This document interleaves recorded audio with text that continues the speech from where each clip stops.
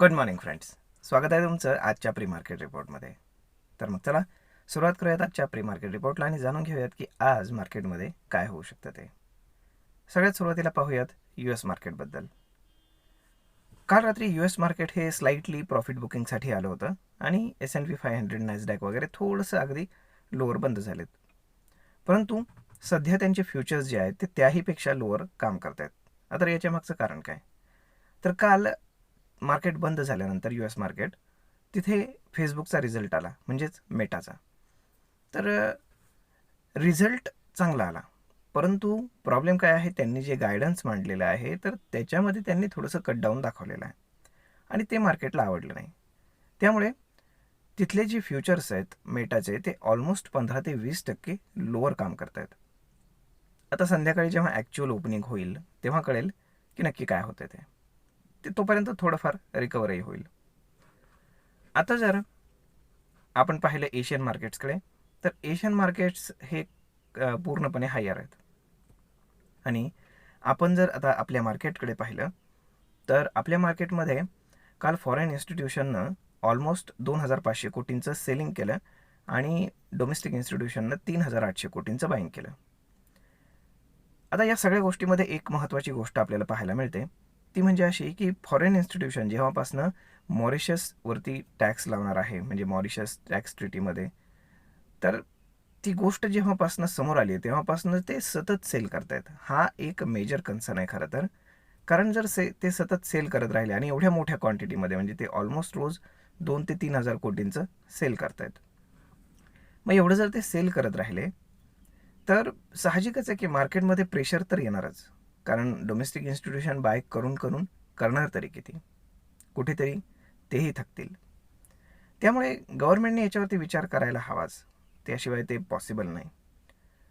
आता जर आपण बाकी ओव्हरऑल पाहिलं तर रिझल्ट तसे ठीकठाक आलेले आहेत, रिलायन्स म्हणा किंवा बाकीच्या कंपन्यांचे. परंतु रिझल्ट लागल्यानंतर ते थोडेसे प्रॉफिट बुकिंगमध्ये आलेले आहेत आणि ते स्वाभाविक आहे. आता जर आपण US मार्केटमधले आपले जर ADRs पाहिले तर ICICI बँक, त्यानंतर इन्फोसिस आणि HDFC बँक, तीनही ADR स्लाइटली डाऊन आहेत. त्यामुळे आज इकडे तीनही आपले जे काही स्टॉक्स आहेत तर ते स्लाइटली डाऊन साईडलाच ओपन होतील. मग त्यानंतर ते काय करतात ते पाहणं जास्त गरजेचं आहे. ते आज आहे मंथली एक्सपायरी. त्यामुळे फार गरजेचं आहे की तुम्ही आज कुठलीही एक्सपायरी ट्रेड करू नका. कारण गेल्या काही एक्सपायरीपासून आपण पाहतोय की मार्केटमध्ये सतत इंजेक्शन्स मिळत आहेत की अचानक अपसाईडला मुवमेंट किंवा अचानक डाऊन साईडला मुवमेंट, या सगळ्या गोष्टी आपल्याला घडताना दिसत आहेत की जे ॲक्च्युली मार्केटसाठी चांगलं नाही आणि लोकांना प्रचंड नुकसान होतं आहे. त्यामुळे शक्यतो एक्सपायरी ट्रेडिंग टाळावं असं माझं मत आहे.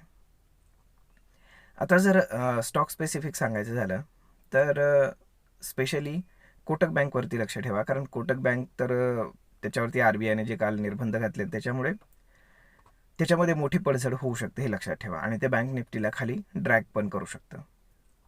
त्यामुळे बाकीचे बँक्स कसं करतायत ते पाहणं जास्त गरजेचं आहे. म्हणजे जर कोटक बँक सोडून बाकीच्या बँक जर स्टेबल काम करत असतील तर मग मात्र बँक निफ्टी स्टेबल राहील. आणि जर बाकीच्या बँकही थोड्या डाऊन होत असतील त्याच्यासोबत, तर मग मात्र बँक निफ्टीमध्ये एक डाऊन साईडचा ट्रेड तुम्ही प्लॅन करू शकता.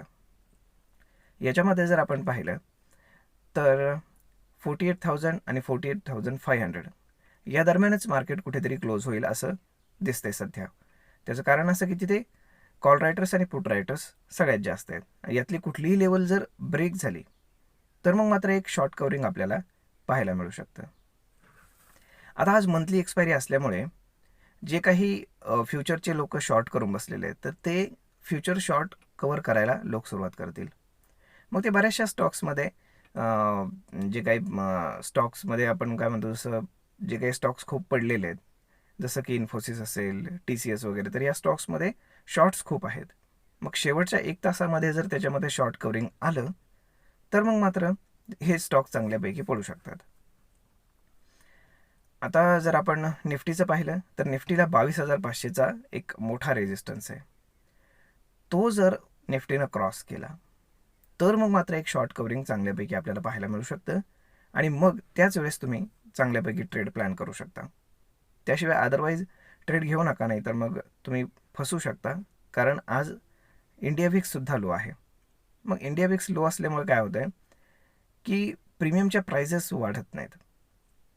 आणि जर इंडिया विक्स वाढायला लागला आणि जर ती लेवल क्रॉस केली तर दोन्ही गोष्टींवर लक्ष ठेवा, मग मात्र तुम्हाला एक चांगला मुवमेंट मिळू शकतो. तर आज गिफ्ट निफ्टी इंडिकेट करत आहे की साधारण एक 40-50 point market gap down open होईल. कारण ग्लोबल सिनेरिओ काय म्हणावा एवढा चांगला नाही आहे. परंतु ही सगळ्या टेक्निकल गोष्टी आहेत, फंडामेंटली फार काही प्रॉब्लेम नाही आहे. तर मग मित्रांनो, अशा पद्धतीने राहू शकतं आजचं मार्केट. आय होप तुम्हाला ही माहिती ट्रेड करण्यासाठी, इन्व्हेस्टमेंट करण्यासाठी नक्कीच उपयोगी पडत असेल. आणि जर तुम्ही अजूनही तुमचं डीमॅट अकाउंट ओपन केलेलं नसेल तर खाली डिस्क्रिप्शनमध्ये लिंक आहे, त्यावरती क्लिक करून तुम्ही आजच आपलं free of cost demat account अपस्टॉक्समध्ये ओपन करून घ्या. तर मग भेटूयात पुढच्या एका नवीन व्हिडिओमध्ये. तोपर्यंत धन्यवाद.